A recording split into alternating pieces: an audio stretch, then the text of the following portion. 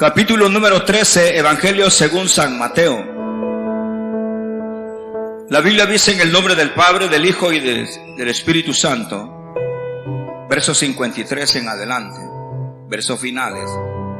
Aconteció que cuando terminó Jesús estas parábolas, se fue de allí, y venido a su tierra, les enseñaba en la sinagoga de ellos, de tal manera que se maravillaban y decían: ¿de dónde tiene esta sabiduría y estos milagros?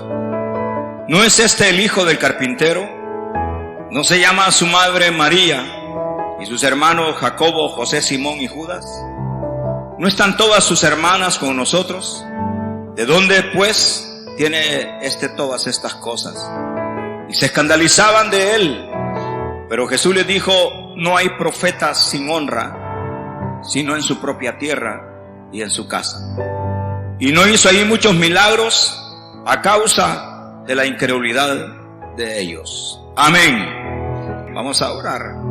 Démosle gracias al Señor. Padre nuestro, que estás en los cielos, santo es tu nombre por siempre. Te damos gracias porque conservas la vida de tu pueblo. Has sido fiel para con cada uno de nosotros, Señor. Llévate la gloria, la honra y la alabanza eternamente y para siempre. Muchas gracias, Dios eterno. Ponemos estas peticiones en tus manos, sabiendo que para ti no hay nada imposible, Señor. Tú eres nuestro médico amado por excelencia. Por tu llaga hemos sido sanados y curados. Esta mañana obra conforme a tu soberana voluntad, ministrando salud sobre los cuerpos, fortaleza, Padre. En el nombre precioso de Jesús, rogamos, Señor, tu presencia para ministrar toda necesidad que tu pueblo trae esta mañana. Te pedimos, Señor, esta mañana acompañarnos en el consejo de tu palabra. Habla al corazón de tu pueblo necesitados. Venimos, Señor. Acuérdate de todos los que están enfermos en los hospitales, en las clínicas, en sus casas. Y aquí presentes, Padre, necesitamos de tu ayuda. Extiende tu mano de misericordia, fortaleciendo nuestras vidas, Padre. Trae, Señor, cada necesidad. Suple esta mañana, Señor, a tu pueblo, Padre. Y háblanos, y que tu Espíritu Santo nos acompañe y ministre tu preciosa palabra sobre cada vida, en el nombre precioso de Jesús. Gracias, todo lo dejamos en tus manos. Apresura los pasos de tus hijos que vienen en camino. Tráelos, ayuda a los que están en sus casas, fortalece a los que están en sus trabajos, limpia los aires. Reprendemos al diablo contra todo estorbo, toda irreverencia, todo cansancio. Por Cristo Jesús, muchas gracias. Nos abandonamos en tus manos. Amén, Señor, y amén. Y una vez más les quiero preguntar: ¿cuántos creen en los milagros? Bueno, bendito sea Dios que han venido bastantes creyentes.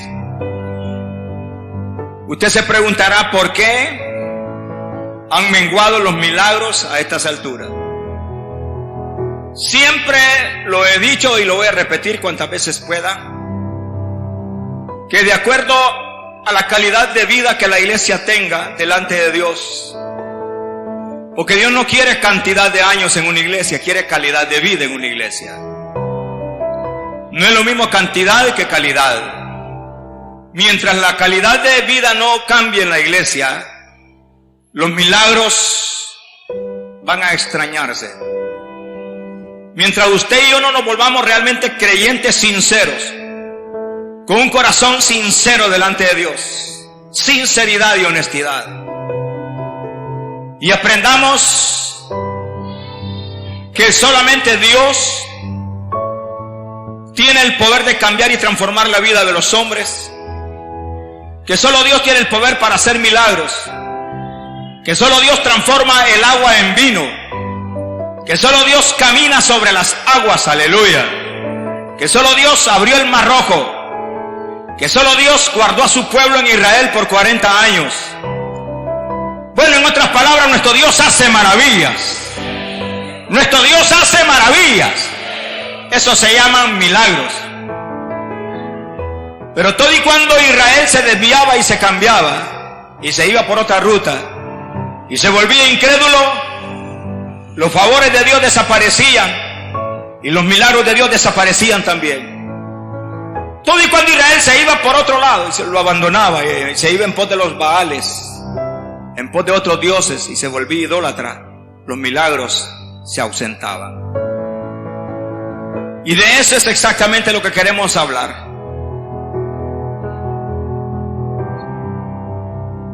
El artista único para hacer dudar a las personas se llama diablo, Satanás. Y el Señor lo reprenda. Él hizo dudar a la creación en el huerto del Edén. Allá, si usted lo recuerda. Le dijo, no son mentiras. Lo que te ha dicho tu Dios son mentiras, le dijo a Eva. Lo que pasa es que no quiere que sean inteligentes como Él es. Y la hizo dudar a Eva. Y habiendo transgredido a Eva, hace cometer pecado de duda y desconfianza a su esposo Adán. Y minó a la creación a través de una duda. Duda es sinónimo de desconfianza. Y no hay cosa más terrible que la desconfianza. Cuando usted pierde la confianza hacia un hermano, pierde la confianza hacia un hijo, cuando perdemos la confianza hacia una mujer, una esposa o un esposo, cuando se pierde la confianza, pues se pierde todo y cuesta volver a recuperarla. La confianza es tan fácil de perderla en cuestión de segundos, pero sin embargo para recuperarla cuesta realmente la confianza. Y como por la desconfianza son los celos también, por la desconfianza es la duda, pero el Señor reprenda al diablo. No hemos venido a dudar esta mañana, sino a creer que Dios es galardonador de los que le buscan. Hemos venido a creer en sus maravillas esta mañana.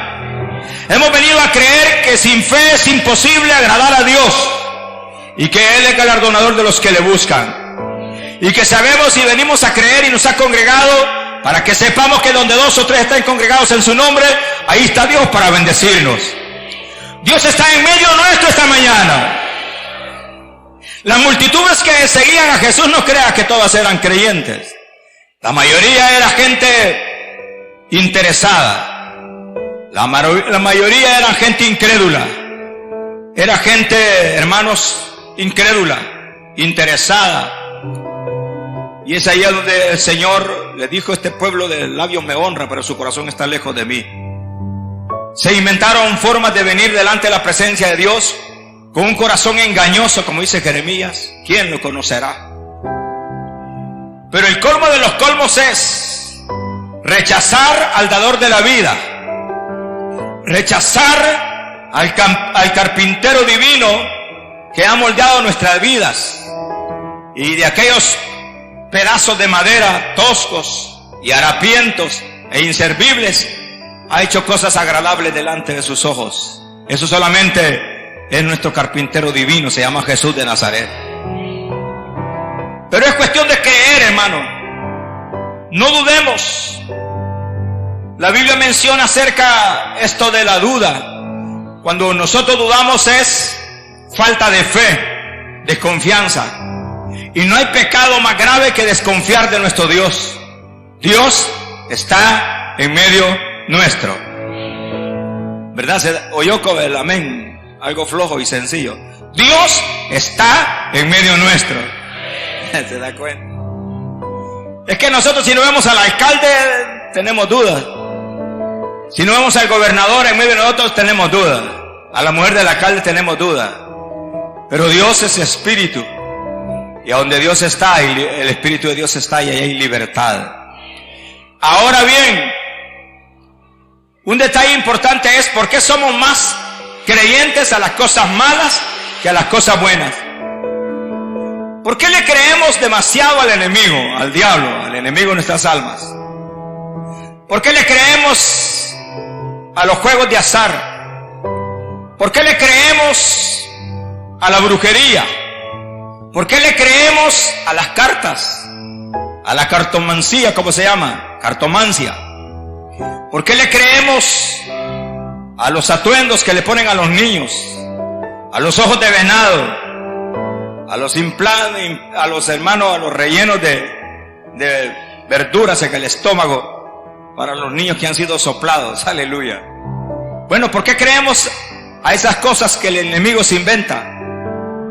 ¿Por qué fácilmente creemos a la mentira, al engaño, sabiendo que el diablo es padre de mentira? ¿Sabe quién se inventó la mentira? Es el diablo, el Señor lo reprenda. Entonces, si él miente desde el principio, es padre de mentira. No podemos seguir creyendo a la mentira. Algo importante es saber, hermanos, que no podemos dudar de la inmensidad, del poder, de la gloria de ese Dios todopoderoso que hizo maravillas en el cielo y en la tierra. Si nos retrocedemos unos años en la Biblia y nos vamos al Antiguo Testamento, bueno, Dios habló a Israel por señales, maravillas. Ningún hombre podía conducir a un pueblo tan numeroso en un desierto vacío, solo. Un desierto donde solamente había serpientes, donde habían animales, calor, sed, necesidad.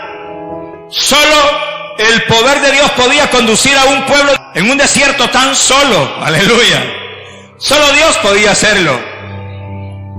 Y lo protegió de tal manera que en su infinita misericordia Dios comenzó a protegerlo de una manera excepcional. Comenzó a guardar a Israel. Usted sabe bien la historia. Cuando se encontraron entre la espada y la pared, entre el desierto y el mar, cuando todo Israel se encontraba confundido y que no hallaba qué hacer, porque Faraón lo atacaba por un lado y el mar estaba por otro lado, el Dios de los cielos, el Dios de los milagros, dijo a Moisés: ¿por qué clamas a mí? Solo di al pueblo que marche. Levanta tu mano, lo que tienes en tu mano, esa vara, levántala, y te vas a dar cuenta realmente quién es el gran yo soy. Y Moisés lo hizo. Y cuando Moisés obedece a Dios, levanta su vara sobre una peña, y el mar comienza, hermanos, a sentir algo que nunca había sentido. Una orden de separarse. Y esa orden venía del cielo, de aquel que hace los milagros todavía sobre la iglesia. Amén. Y de repente el mar comienza a abrirse para que Israel escapara. Y le comienza a preparar un sendero como que se había alumbrado el sol por muchos días. Eso solo Dios lo puede hacer. Solo Dios hace esos milagros, aleluya. Entonces comenzó a caminar, a caminar, a caminar y a atravesar el Mar Rojo. Solo Dios hace esos milagros. Luego después el hambre, la necesidad de sed, Dios suple esa necesidad, guardando a su pueblo por una nube, por la noche, por el día con una sombra. Es que Dios hace maravillas, hermano. Dios hace milagros. Pero la pregunta del siglo es: ¿dónde están esos milagros hoy que la iglesia desea ver?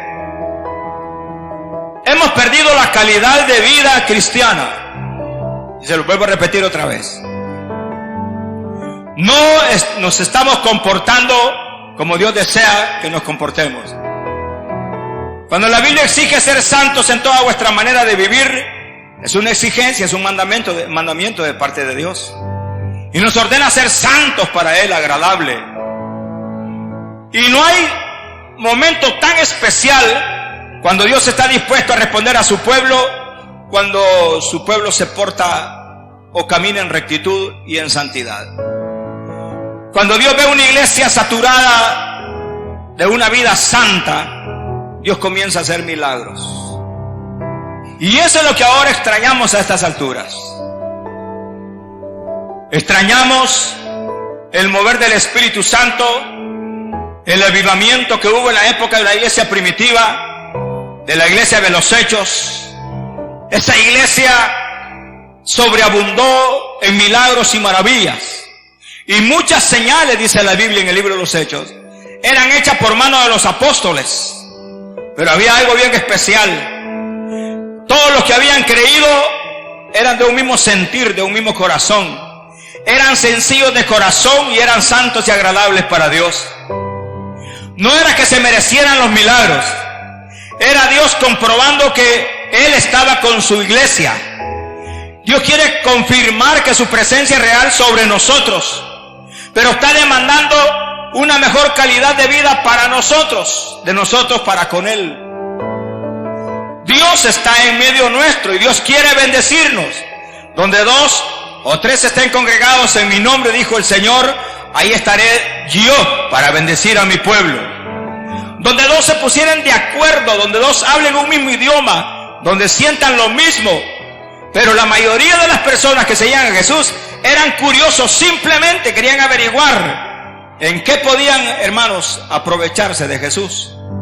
Eran curiosos nada más, eran religiosos. El colmo de los colmos es que un creyente dude del poder de su Dios.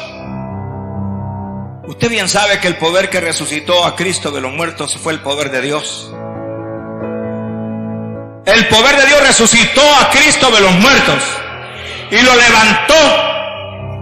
Era necesario un cuerpo resucitado para hacernos comprender la realidad de un Dios vivo que permanece en medio nuestro.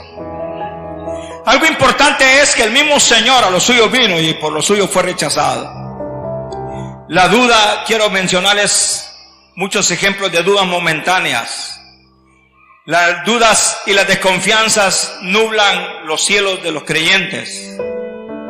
Estorban las bendiciones cuando uno desconfía y duda. Por eso les vuelvo a repetir, Dios está aquí esta mañana. Y toda hermana que vino buscando un favor de Dios, solamente créalo. Toda hermana angustiada, toda hermana que esté enferma, toda hermana que se encuentre débil, aquí hay fuerza de parte de Dios. Solo tiene que creerlo. Usted podrá decir, ¿cómo podrá ser que Dios se mueva en medio de este grupo de gente inútil, que gente débil? A saber si será verdad que son cristianos, han de empezar los amigos. Piense lo que piense, Dios está en medio nuestro. Cuando se andan saludando unos con otros, dicen los incrédulos, ¿será verdad esa hipocresía? ¿Será verdad lo que están haciendo? Pues yo no me muevo, yo no soy hipócrita como ellos. Bueno, hay un montón de dudas y desconfianza. De todo dudamos, hermano. Gracias a Dios en su perfección le ha hecho a algunos hombres que son demasiado desconfiados, les ha hecho sus hijos bien exactamente a ellos, parecidos a ellos, porque si no se parecen en una pestaña comienzan a desconfiar y a tener duda y comienzan los celos. Pero gracias a Dios que les ha dado. Hoy en la mañana estaba viendo una familia, entró el papá primero a donde yo estaba, un señor venía de correr con sus tacos, con su hermano chores, venía de hacer ejercicio, y más de atrás venían 3 niños, como de 18 años, 14 y de 12. Y qué tremendo, hermano, saber que hasta el mismo modo de caminar tenían del papá, así con los brazos abiertos, porque así caminaba él. Y los 3 niños así caminaban, negritos, morenitos, algo forniditos de las piernas, un poco cascorbitos. No es estarlos criticando, pero así era yo.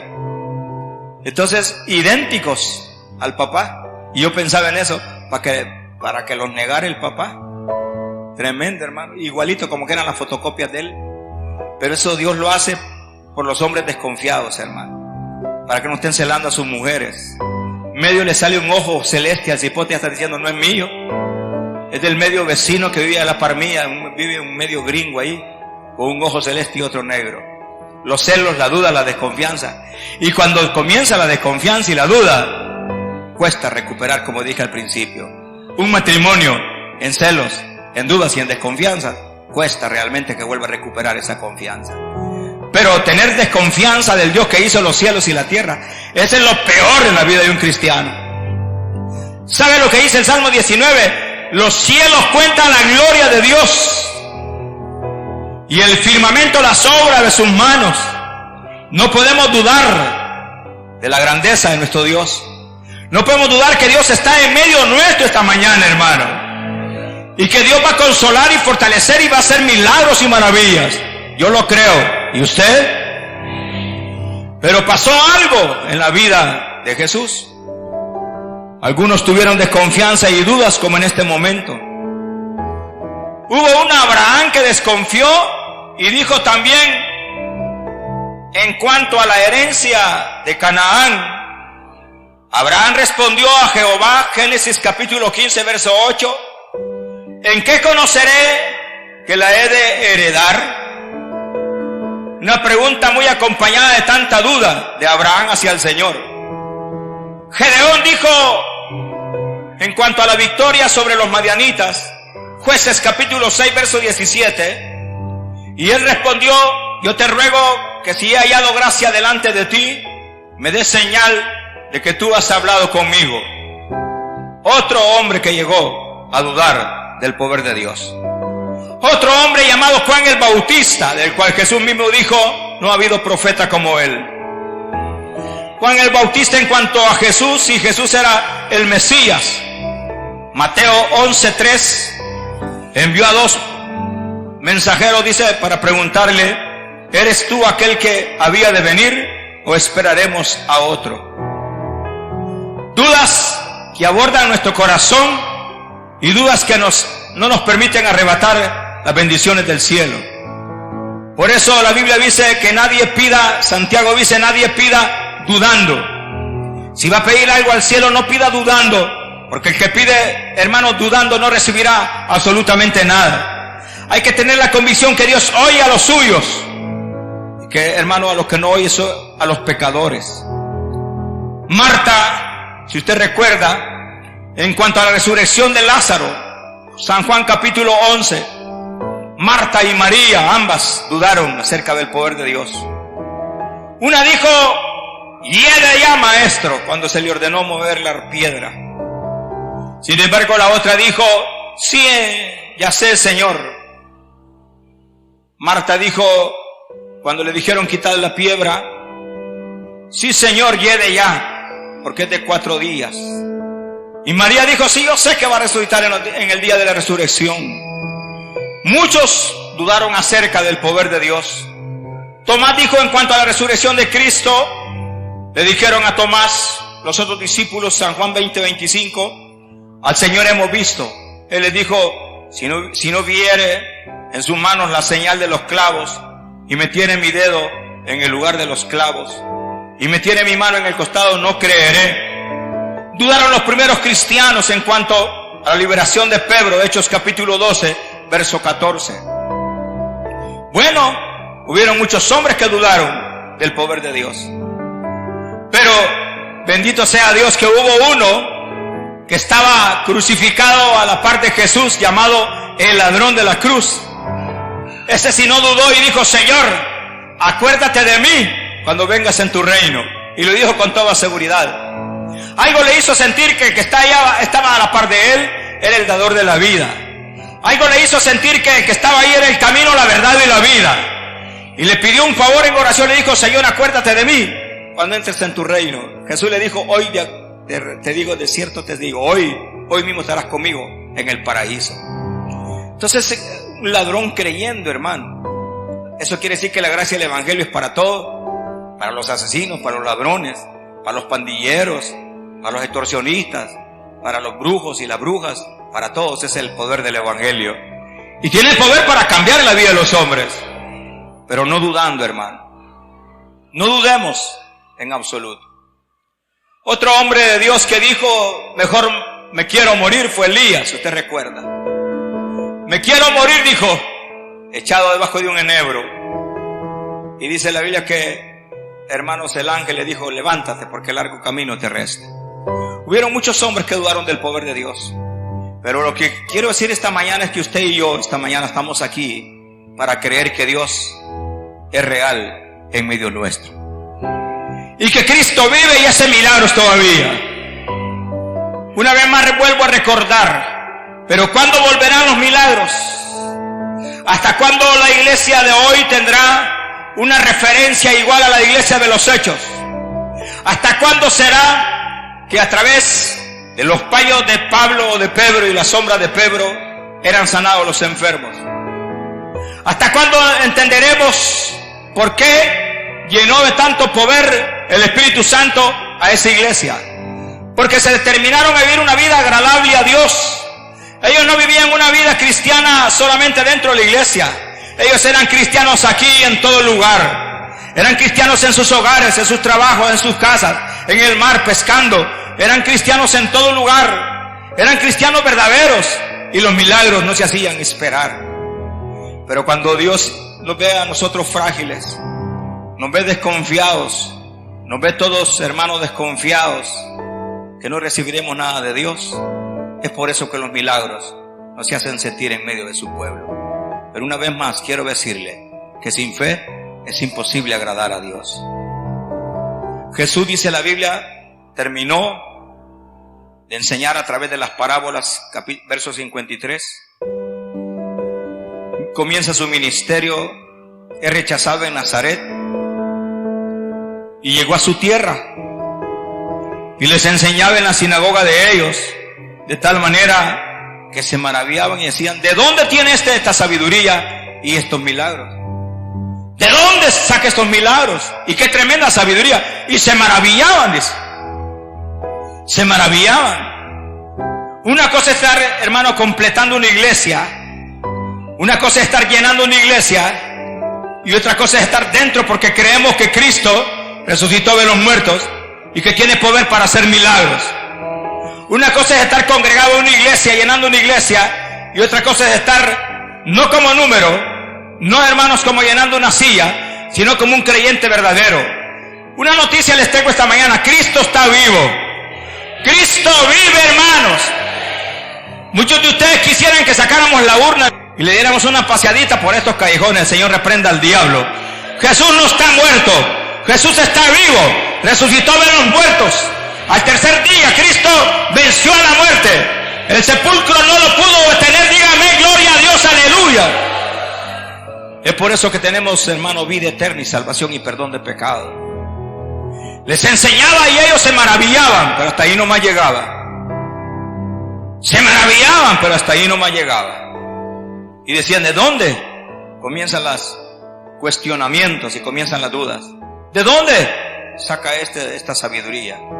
¿Y estos milagros de a dónde? De la manga de la camisa, ¿de dónde se los saca?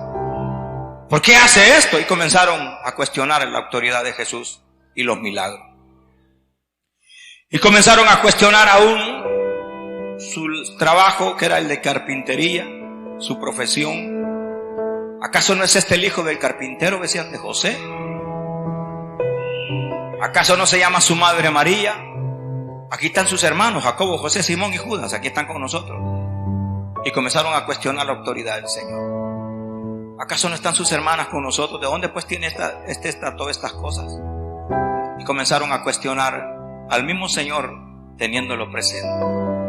Muchos de nosotros, aunque lo tengamos presente, seguimos de incrédulos.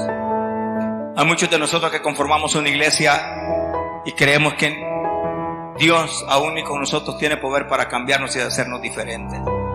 Hasta que comencemos a tener una mejor calidad de vida, hasta que comencemos a ser verdaderos creyentes, verdaderos, muy responsables, santos y agradables para Dios, hasta que cambie nuestra actitud, los milagros comenzarán a llenar las iglesias. ¿Está oyendo?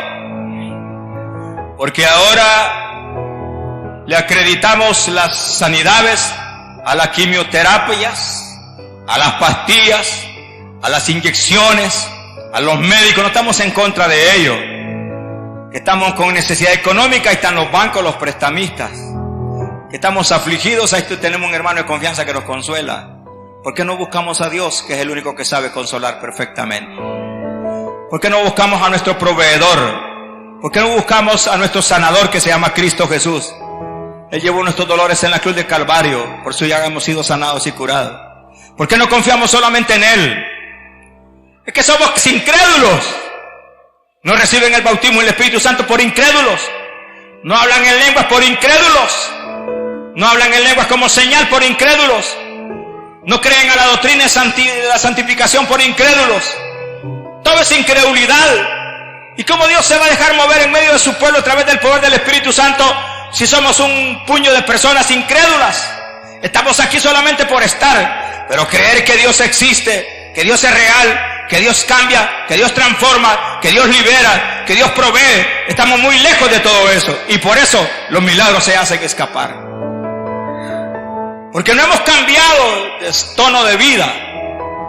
Porque al salir de la iglesia nos volvemos gritones, enojones, bravos, bravucones, machistas. Y nos creemos dueños de saber qué. Y las mujeres se creen desobedientes, rebeldes y, hermanos, no se sujetan a nada. Regañonas, maleducadas, respondonas. Como que hay una transformación al salir del portón. Como que nos dan rienda suelta a los deseos carnales y pensamientos pecaminosos. Dios no desea eso. Dios desea que todo aquel que entra por ese portón tiene que creer que Dios es galardonador de los que le buscan. Que Dios está en medio nuestro.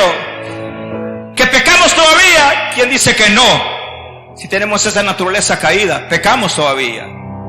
Y aunque se sorprendan, todavía lo hacemos. Unos en mayor dimensión y otros en poca dimensión. Que somos humanos. Que somos imperfectos, somos imperfectos. Que hay problemas en medio nuestro, hay problemas y hay dificultades. Pero superados con Dios es diferente. Dios nos ayuda a superar esa clase de problemas. Pero tenemos que creer. No venga a cuestionar. Así como estos decían, este es el hijo del carpintero. Ahí lo hemos visto rascando la madera, lijando, lo hemos visto ahí, barnizando, echándole chilacote a los muebles. Ahí lo hemos visto y como dicen que tiene tremenda sabiduría y esos milagros, ¿de dónde los saca? Y comenzaron a dudar de la autoridad de Jesús. Usted podrá decir, esa hermana yo la he visto bailando por allá, y déjela que la termine bailando en el infierno.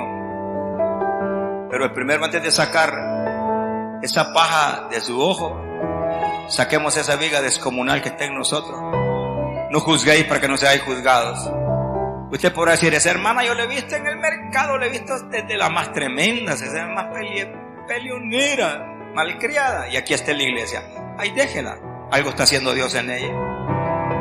¿Y qué tal que dijeran ellas, este es el morboso que anda detrás de las mujeres allá en la colonia, anda cuenteando a todas las bichas, y aquí está hasta con corbata, es servidor? Hermano, qué terrible sería. Este es el pastor sin vergüenza que anda cuenteando a las bichas y está predicando, no le da vergüenza. Y ese es ladrón, al igual que todos los pastores. Así piensan toda la gente. Ahí dejen los pastores sin vergüenza, Dios los va a juzgar. No juzguéis para que no seáis juzgados. Antes de decirle a su hermano, mire, quiero sacarle esa paja, sáquese esa viga descomunal que tiene usted en su ojo. Porque a veces criticamos errores más profundos y más grandes que los nuestros. Tengamos cuidado. No importa lo que usted haya observado en la hermana, que no le sirva de tropiezo nada. Usted siga caminando y sea mejor que el hermano que ha visto fallar. Amén. ¿Acaso no es este el hijo del carpintero? ¿Acaso no es María su madre? Sus hermanos aquí están con nosotros. Sus hermanas pues aquí están. ¿De dónde pues tiene estas cosas? ¿De dónde pues? ¿De dónde? Y se escandalizaban de él. Pero Jesús les dijo, no hay profeta sin honra, sino en su propia tierra y en su casa. ¿Sabe qué significa eso? Que sus familiares no le van a creer que Dios le ha cambiado su vida, a no ser que otro le lleve el mensaje. Siempre es recomendable no vaya a evangelizar a su propio hermano, porque no le va a creer por la confianza de hermandad que tienen. Estoy hablando de familia. Si yo quiero evangelizar a mi tía, me decir, no, si yo te conozco que sos sinvergüenza, así de esto y lo otro, conozco tu pasado y tantas cosas. Me va a decir mi tía, como mi sobrino que soy, ya te conozco. La hija con la mamá que quiera evangelizarla, no va a poder, le va a costar mucho. Si yo te conozco lo que sos, y no va a poder. Eso está diciendo Jesús. En su propia casa a nadie le va a creer. Es mejor que llegue otro hablando la palabra de Dios. Es mejor que otro que lleve el mensaje. Usted y yo lo que tenemos que hacer con nuestra propia familia es vivir la realidad del evangelio, ser santos para Dios, y a veces sin palabras podemos hacer de que una persona vuelva a los pies de Cristo. Su testimonio vivido es lo que cuenta. Eso es lo importante. Vivamos para Dios, seamos mejor que todos, aleluya, diferentes a todos. ¿De dónde pues saca estas cosas? Y se escandalizaban. Y dice la Biblia, no hay profeta sin honra. En su trabajo ya se lo pueden a usted, pero es necesario ir a hablarles de la palabra de Dios. Pero necesitan verlo transformado y cambiado por el poder del evangelio. Pero si lo miran debajo de la grada vigiándole las faldas a las empleaditas ahí, no le van a creer lo que está hablando. Si lo oyen de malcriado todavía y dice malas palabras, no le van a creer. Hay que vivir lo que se predica. Amén. Y entonces dice la Biblia que, y no hizo allí muchos milagros a causa de la incredulidad de ellos. Dice la Biblia, oiga qué interesante, Romanos capítulo 14 verso 23, y todo lo que no proviene de fe es pecado. Amén. A Pedro se le dijo, ¿por qué dudaste, hombre de poca fe? Cuando se hundía en el agua. Se va a hundir en la desesperación por andar desconfiando y dudando del poder de Dios. Dios es capaz de sacarlo de ese problema que tiene esta misma mañana. Dios es capaz de ayudarlo esta misma mañana con esa aflicción que trae en su alma y en su corazón. Con ese su carácter y ese su temperamento. Y ese su carácter tan pesado que tiene Dios puede cambiarlo esta mañana. ¿Lo creen, sí o no? Es que a mí nadie puede cambiar. ¿Cómo no? Va a cambiar esa vanidad que usted tiene. Ese orgullo. Y esa arrogancia Dios puede cambiarla. ¿Sabe lo que dice la Biblia? Que Dios sí sabe tratar con los que andan con soberbia. Él sí sabe tratar con los que son soberbios. Entonces Dios está en medio nuestro esta mañana y quiere hacer un milagro grande. Pero no seamos como estas personas que comenzamos a cuestionar y comenzamos a dudar de todo lo que se mueve dentro de la iglesia. Usted no ha venido a curiosear absolutamente nada. Ha venido porque tiene necesidad en el alma. Usted quiere el refrigerio para su alma. Y el refrigerio es la palabra de Dios, el consejo. Hay que vivir el consejo. Hay que oírlo con mucha reverencia y mansedumbre y aceptarlo. Pero usted no ha venido porque vino a juzgar o a buscar otros intereses comunes o materiales aquí a la iglesia. Hay de aquellos que vienen a buscar novias y vienen a buscar novios. Hay de las que vienen a buscar maridos y las que vienen a buscar mujeres para estar con ellas. Es imposible. Aquí se viene a buscar y a ver la gloria de Dios y a sentir su presencia. Aquí se viene a recibir milagros de parte del Señor. Aquí se viene a crecer en fe.